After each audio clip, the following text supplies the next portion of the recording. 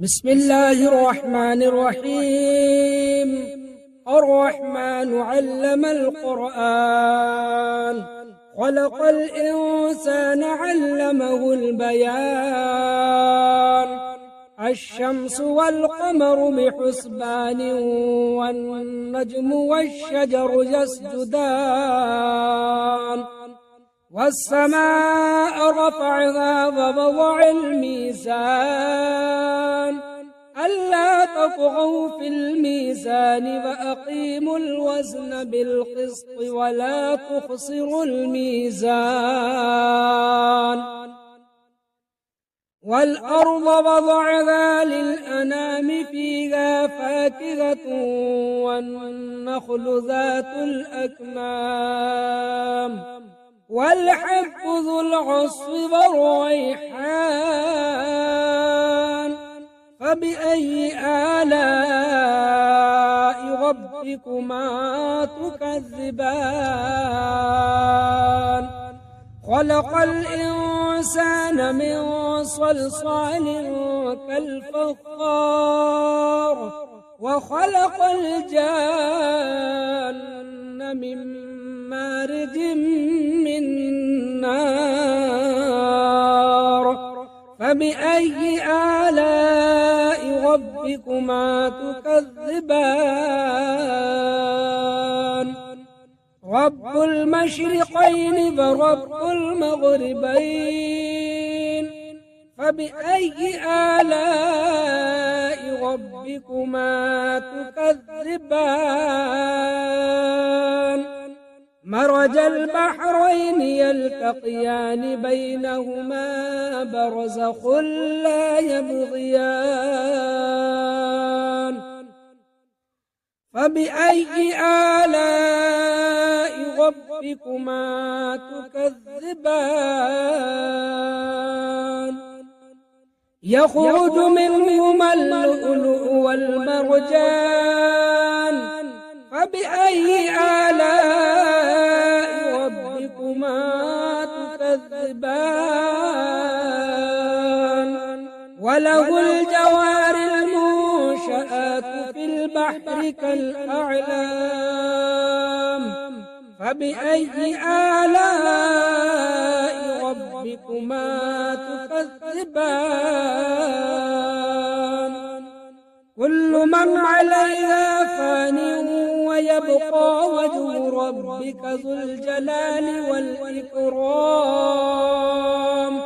فبأي آلاء ربكما تكذبان؟ يسأله من في السماوات والأرض، كل يوم هو في شأن. فبأي آلاء ربكما تكذبان؟ سنفرغ لكم أيها الثقلان، فبأي آلاء ربكما تكذبان؟ يا معشر الجن والإنس إن استطعتم أن تنفذوا من أقطار السماوات والأرض، فانفذوا لا تنفذون إلا بسلطان. فبأي آلاء ربكما تكذبان؟ يرسل عليكما شواظ من نار ونحاس فلا تنتصران. فبأي آلاء ربكما تكذبان؟ فإذا انشقت السماء فكانت وردة كالدهان. فبأي آلاء ربكما تكذبان؟ فيومئذ لا يسأل عن ذنبه إنس فبأي آلاء ربكما تكذبان يعرف المجرمون بسيماهم فيؤخذ بالنواصي والأقدام فبأي آلاء ربكما تكذبان هذه جهنم التي يكذب بها المجرمون يطوفون بينها وبين حميم آن فبأي آلاء ربكما تكذبان ولمن خاف مقام ربه جنتان فبأي آلاء ربكما تكذبان ذواتا أفنان فبأي آلاء ربكما تكذبان فيهما عينان تجريان فبأي آلاء ربكما تكذبان فيهما من كل فاكهة زوجان فبأي آلاء ربكما تكذبان متكئين على فرش بطائنها من استبرق وجنى الجنتين دان فبأي آلاء ربكما تكذبان فيهن قاصرات الطرف لم يطمثهن إنس قبلهم ولا جان فبأي آلاء ربكما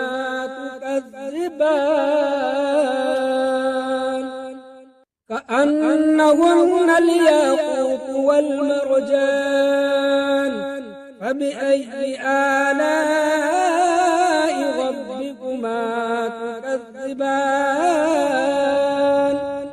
هل جزاء الإحسان إلا الإحسان فبأي آلاء ربكما تكذبان ومن دونهما جنتان فبأي آلاء ربكما تكذبان مدهامتان فبأي آلاء ربكما تكذبان فيهما عينان ضاختان فبأي آلاء ربكما تكذبان فيهما فاكهة ونخل ورمان فبأي آلاء ربكما تكذبان فيهن خيرات حسان فبأي آلاء ربكما تكذبان حور مقصورات في الخيام فبأي آلاء ربكما تكذبان لم يطمثهن إنس قبلهم ولا جان فبأي آلاء ربكما تكذبان متكئين على رفرف خضر وعبقري حسان فبأي آلاء ربكما تكذبان تبارك اسم ربك ذي الجلال والإكرام أعوذ بالله من الشيطان الرجيم بسم الله الرحمن الرحيم ياسين والقرآن الحكيم إنك لمن المرسلين على صراط مستقيم تنزيل العزيز الرحيم لتنذر قوما ما أنذر آباؤهم فهم غافلون لقد حق القول على أكثرهم فهم لا يؤمنون إنا جعلنا في أعناقهم أغلالا فهي إلى الأذقان فهم مقمحون وجعلنا من بين أيديهم سدا ومن خلفهم سدا فأغشيناهم فهم لا يبصرون وسواء عليهم أأنذرتهم أم لم تنذرهم لا يؤمنون إنما تنذر من اتبع الذكر فخشي الرحمن بالغيب فبشره بمغفرة وأجر كريم إنا نحن نحيي الموتى ونكتب ما قدموا وآثارهم وكل شيء أحصيناه في إمام مبين واضرب لهم مثلا أصحاب القرية إذ جاءها المرسلون إذ أرسلنا إليهم اثنين فكذبوهما فعززنا بثالث فقالوا إنا إليكم مرسلون قالوا ما أنتم إلا بشر مثلنا وما أنزل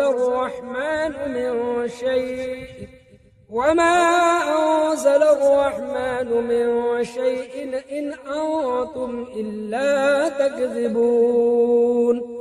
قالوا ربنا يعلم إنا إليكم لمرسلون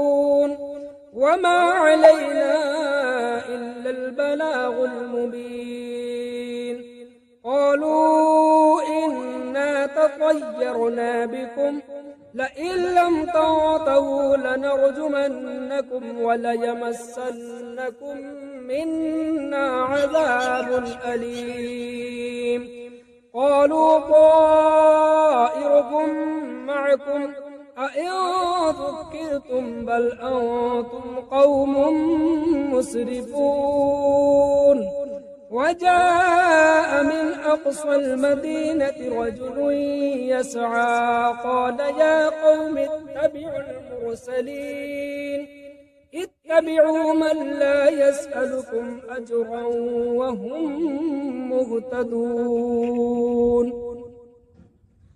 وما لي لا أعبد الذي فطرني وإليه ترجعون أأتخذ من دونه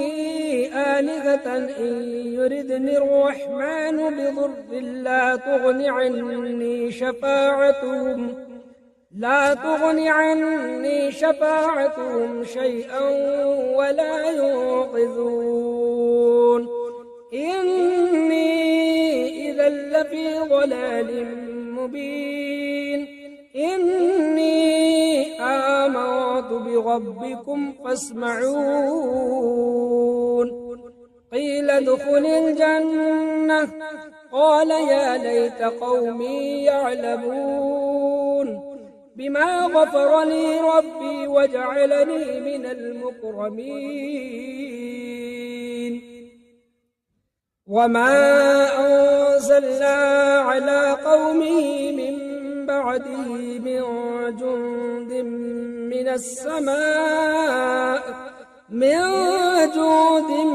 من السماء وما كنا منزلين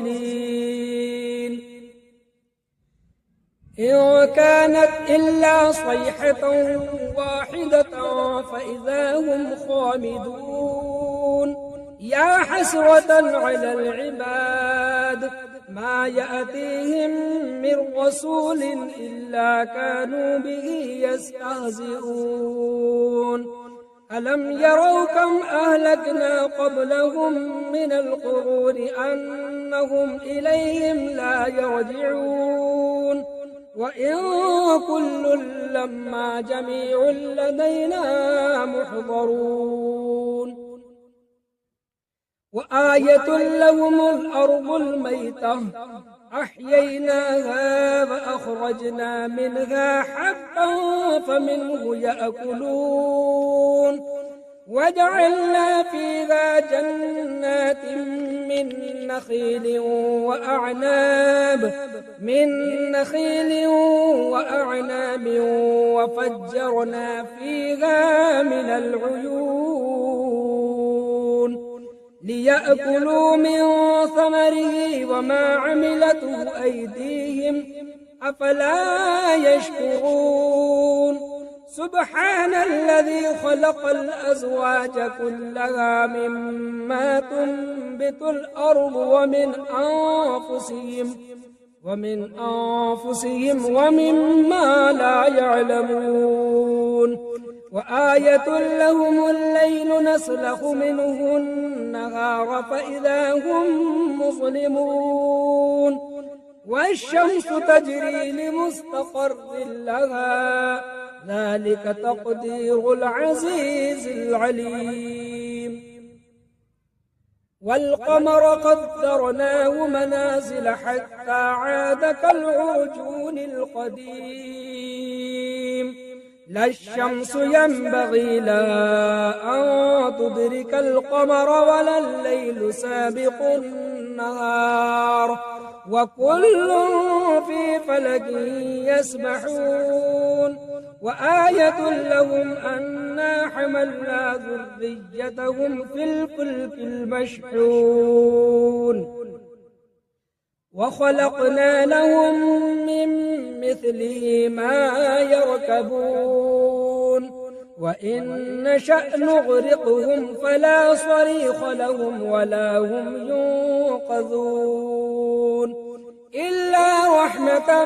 منا ومتاعا إلى حين وإذا قيل لهم اتقوا ما بين أيديكم وما خلفكم لعلكم ترحمون وما تأتيهم من آية من آيات ربهم إلا كانوا عنها معرضين وإذا قيل لهم أنفقوا مما رزقكم الله قال الذين كفروا للذين آمنوا أنطعم من لو يشاء الله أطعمه إن أنتم إلا في ضلال مبين ويقولون متى هذا الوعد إن كنتم صادقين ما ينظرون إلا صيحة واحدة تأخذهم وهم يخصمون فلا يستطيعون توصية ولا إلى أهلهم يرجعون ونفخ في الصور فإذا هم من الأجداث إلى ربهم ينسلون قالوا يا ويلنا من بعثنا من مرقدنا هذا ما وعد الرحمن وصدق المرسلون إن كانت إلا صيحة واحدة فإذا هم جميع لدينا محضرون فاليوم لا تظلم نفس شيئا ولا تجزون إلا ما كنتم تعملون إن أصحاب الجنة اليوم في شغل فاكهون هم وأزواجهم في ظلال على الأرائك متكئون لهم فيها فاكهة ولهم ما يدعون سلام قولا من رب رحيم وامتازوا اليوم أيها المجرمون ألم أعهد إليكم يا بني آدم ألا تعبدوا الشيطان إنه لكم عدو مبين وأن اعبدوني هذا صراط مستقيم ولقد أضل منكم جبلا كثيرا أفلم تكونوا تعقلون هذه جهنم التي كنتم توعدون اصلوها اليوم بما كنتم تكفرون اليوم نختم على أفواههم وتكلمنا أيديهم وتشهد أرجلهم بما كانوا يكسبون ولو نشاء لطمسنا على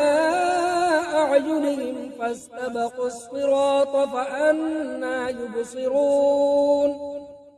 ولو نشاء لمسخناهم على مكانتهم فما استطاعوا مضيا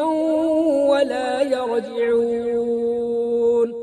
ومن نعمره ننكس في الخلق أفلا يعقلون وما علمناه الشعر وما ينبغي له إن هو إلا ذكر وقرآن مبين لينذر من كان حيا ويحق القول على الكافرين أولم يروا أنا خلقنا لهم مما عملت أيدينا أنعاما فهم لها مالكون وذللناها لهم فمنها ركوبهم ومنها يأكلون ولهم فيها منافع ومشارب أفلا يشكرون واتخذوا من دون الله آلهة لعلهم ينصرون لا يستطيعون نصرهم وهم لهم جند محضرون فلا يحزنك قولهم إنا نعلم ما يسرون وما يعلنون أولم ير الإنسان أنا خلقناه من نطفة فإذا هو خصيم مبين وضرب لنا مثلا ونسي خلقه قال من يحيي العظام فهي رميم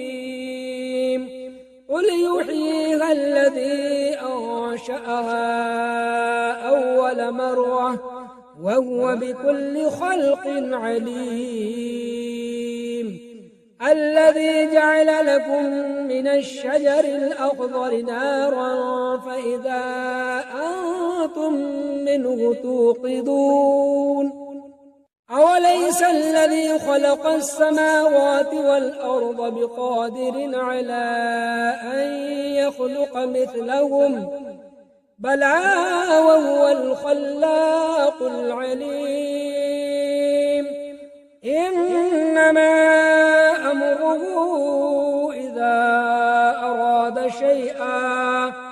إذا أراد شيئا أن يقول له كن فيكون فسبحان الذي بيده ملكوت كل شيء وإليه ترجعون. بسم الله الرحمن الرحيم. الرحمن علم القرآن، خلق الإنسان علمه البيان. الشمس والقمر بحسبان والنجم والشجر يسجدان. والسماء رفعها ووضع الميزان ألا تطغوا في الميزان وأقيموا الوزن بالقسط ولا تخسروا الميزان. والأرض وضعها للأنام فيها فاكهة والنخل ذات الأكمام والحب ذو العصف والريحان. فبأي آلاء ربكما تكذبان؟ خلق الإنسان من صلصال كالفخار وخلق الجان من مارج من نار. فبأي آلاء ربكما تكذبان؟ رب المشرقين ورب المغربين. فبأي آلاء ربكما تكذبان؟ مرج البحرين يلتقيان بينهما برزخ لا يبغيان. فبأي آلاء ربكما تكذبان؟ يخرج منهما اللؤلؤ والمرجان. فبأي آلاء ربكما تكذبان؟ وله الجوار المنشآت في البحر كالأعلام. فبأي آلاء ربكما تكذبان؟ كل من عليها فان ويبقى وجه ربك ذو الجلال والإكرام. فبأي آلاء ربكما تكذبان؟ يسأله من في السماوات والأرض كل يوم هو في شأن. فبأي آلاء ربكما تكذبان؟ سنفرغ لكم أيها الثقلان. فبأي آلاء ربكما تكذبان؟ يا معشر الجن والإنس إن استطعتم أن تنفذوا من أقطار السماوات والأرض فانفذوا لا تنفذون إلا بسلطان. فبأي آلاء ربكما تكذبان؟ يرسل عليكما شواظ من نار ونحاس فلا تنتصرون. فبأي آلاء ربكما تكذبان؟ فإذا انشقت السماء فكانت وردة كالدهان. فبأي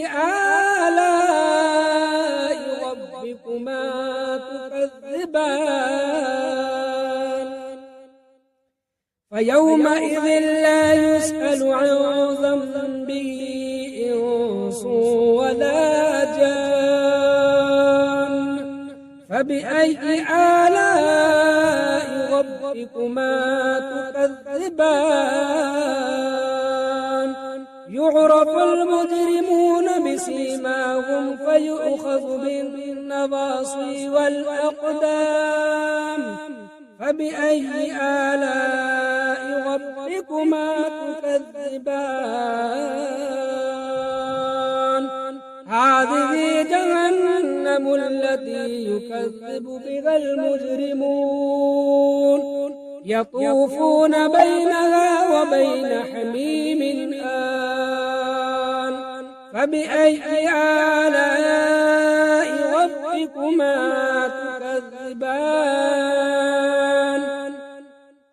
ولمن خاف مقام ربه جنتان فبأي آلاء ربكما تكذبان ذواتا أفنان فبأي آلاء ربكما تكذبان فيهما عينان تجريان فبأي آلاء ربكما تكذبان فيهما من كل فاكهة زوجان فبأي آلاء ربكما تكذبان متكئين على فرش بطائنها من استبرق وجنى الجنتين دان فبأي آلاء ربكما تكذبان فيهن قاصرات الطرف لم يطمثهن إنس قبلهم ولا جان فبأي آلاء ربكما تكذبان كأنهن الياقوت والمرجان فبأي آلاء ربكما تكذبان هل جزاء الإحسان إلا الإحسان فبأي آلاء ربكما تكذبان ومن دونهما جنتان فبأي آلاء ربكما تكذبان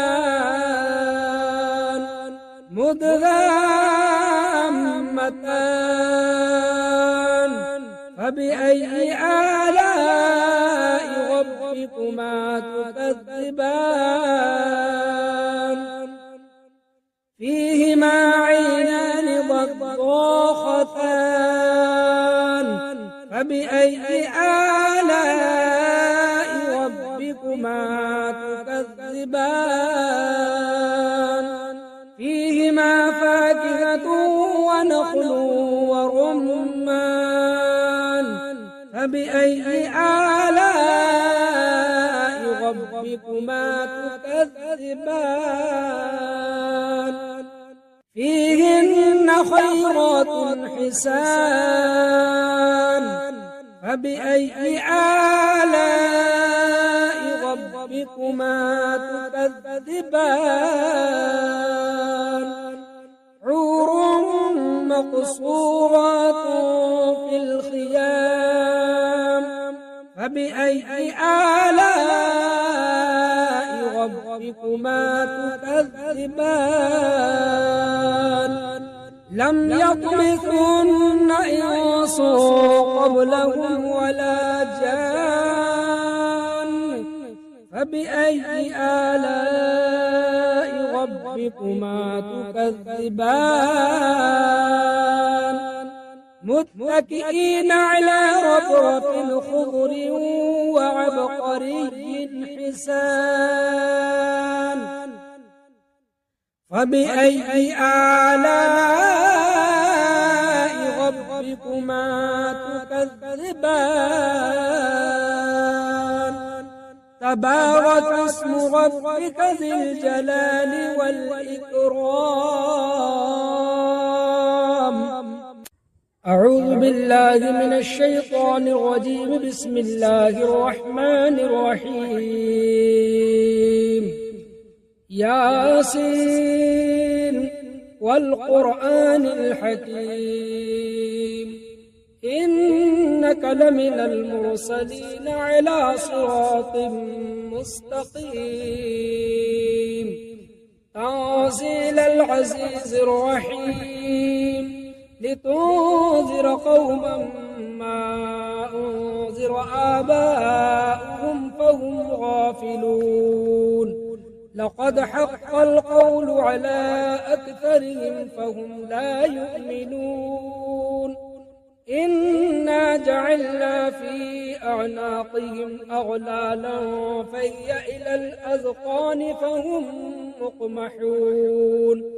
وجعلنا من بين أيديهم سدا ومن خلفهم سدا فأغشيناهم فهم لا يبصرون وسواء عليهم أأنذرتهم أم لم تنذرهم لا يؤمنون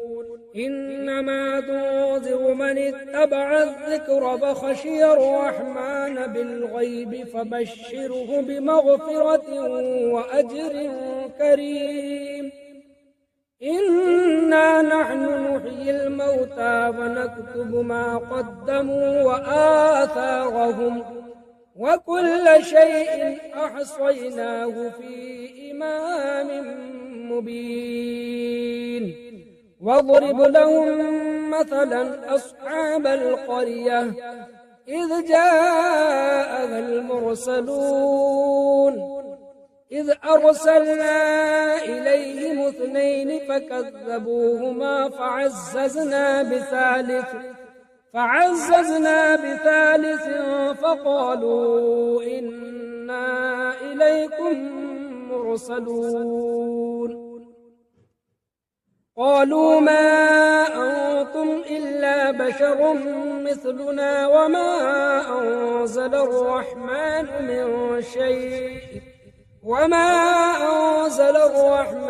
من شيء إن أنتم إلا تكذبون قالوا ربنا يعلم إنا إليكم لمرسلون وما علينا إلا البلاغ المبين. قالوا إنا تطيرنا بكم لئن لم تنتهوا لنرجمنكم وليمسنكم منا عذاب أليم. قالوا طائركم معكم أئن ذكرتم بل أنتم قوم مسرفون. وجاء من أقصى المدينة رجل يسعى قال يا قوم اتبعوا المرسلين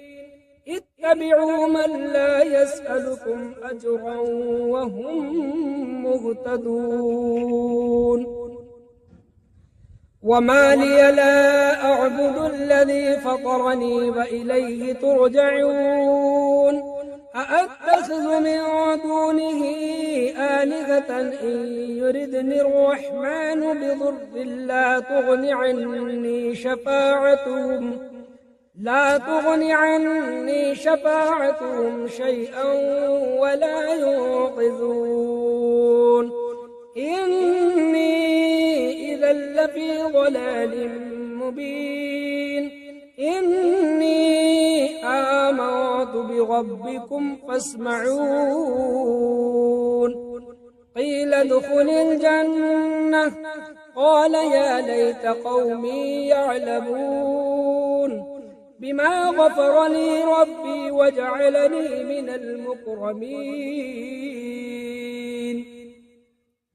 وما أنزلنا على قومه من بعده من جند من السماء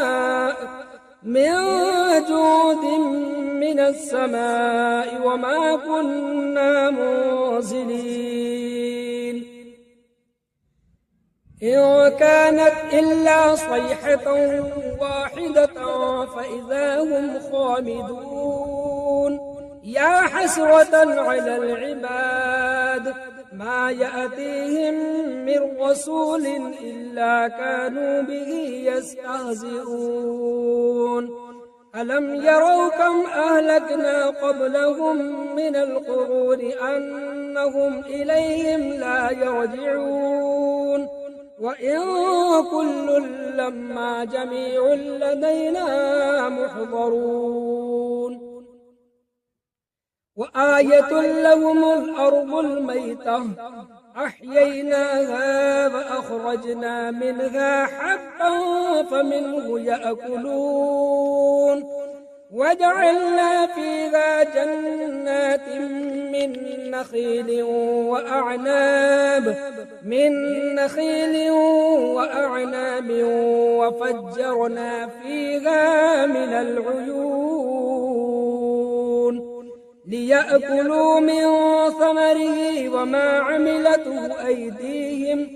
أفلا يشكرون سبحان الذي خلق الأزواج كلها مما تنبت الأرض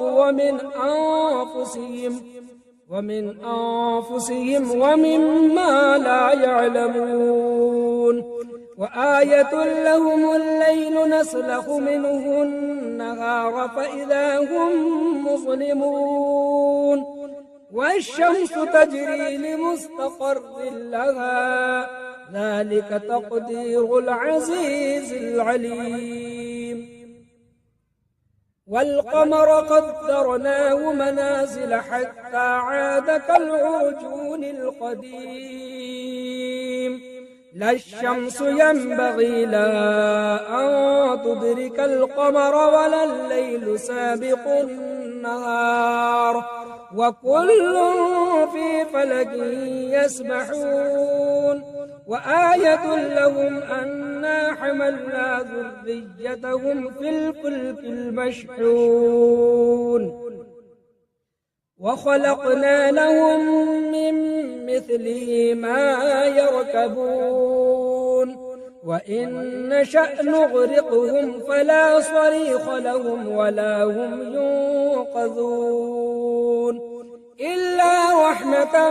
منا ومتاعا إلى حين وإذا قيل لهم اتقوا ما بين أيديكم وما خلفكم لعلكم ترحمون وما تأتيهم من آية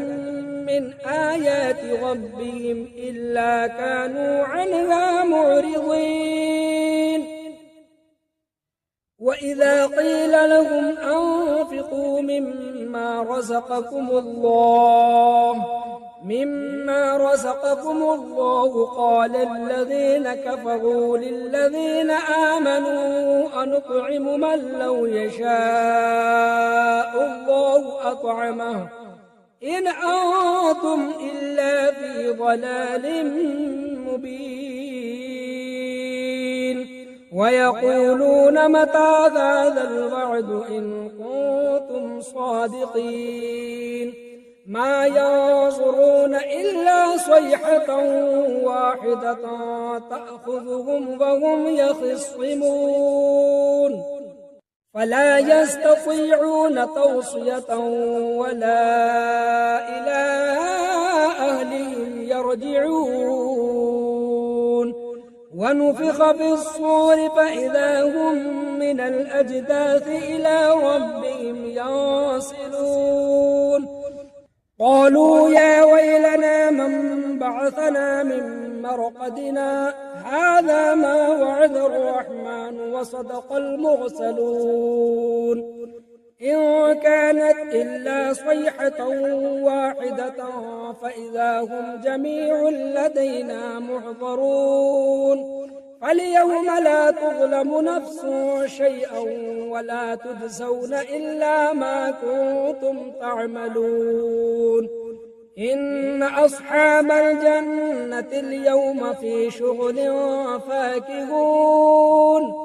هم وأزواجهم في ظلال على الأرائك متكئون لهم فيها فاكهة ولهم ما يدعون سلام قولا من رب رحيم وامتازوا اليوم أيها المجرمون ألم أعهد إليكم يا بني آدم ألا تعبدوا الشيطان إنه لكم عدو مبين وأن اعبدوني هذا صراط مستقيم ولقد أضل منكم جبلا كثيرا أفلم تكونوا تعقلون هذه جهنم التي كنتم توعدون اصلوها اليوم بما كنتم تكفرون اليوم نختم على أفواههم وتكلمنا أيديهم وتشهد أرجلهم بما كانوا يكسبون ولو نشاء لطمسنا على أعينهم فاستبقوا الصراط فأنى يبصرون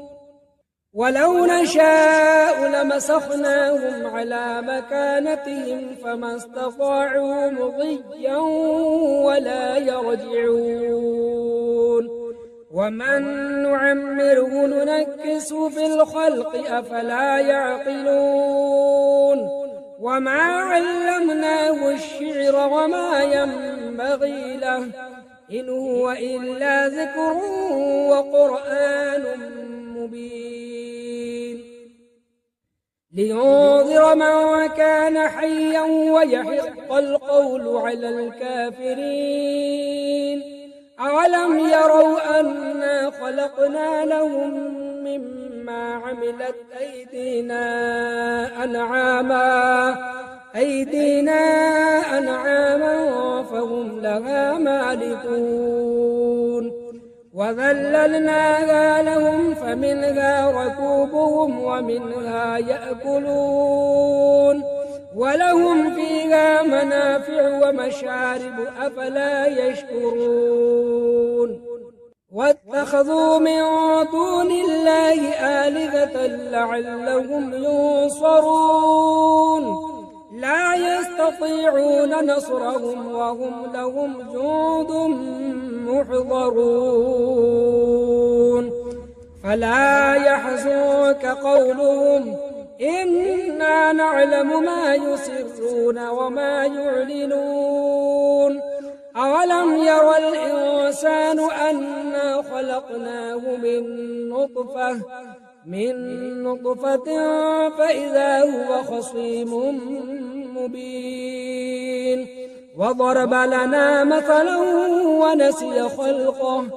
قال من يحيي العظام فهي رميم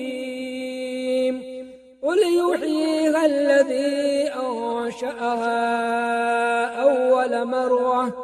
وهو بكل خلق عليم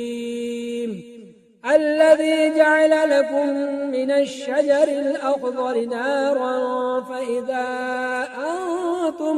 منه توقدون أوليس الذي خلق السماوات والأرض بقادر على أن يخلق مثلهم بلى وهو الخلاق العليم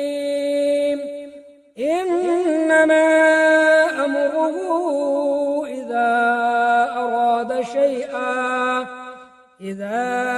أراد شيئا أن يقول له كن فيكون فسبحان الذي بيده ملكوت كل شيء وإليه ترجعون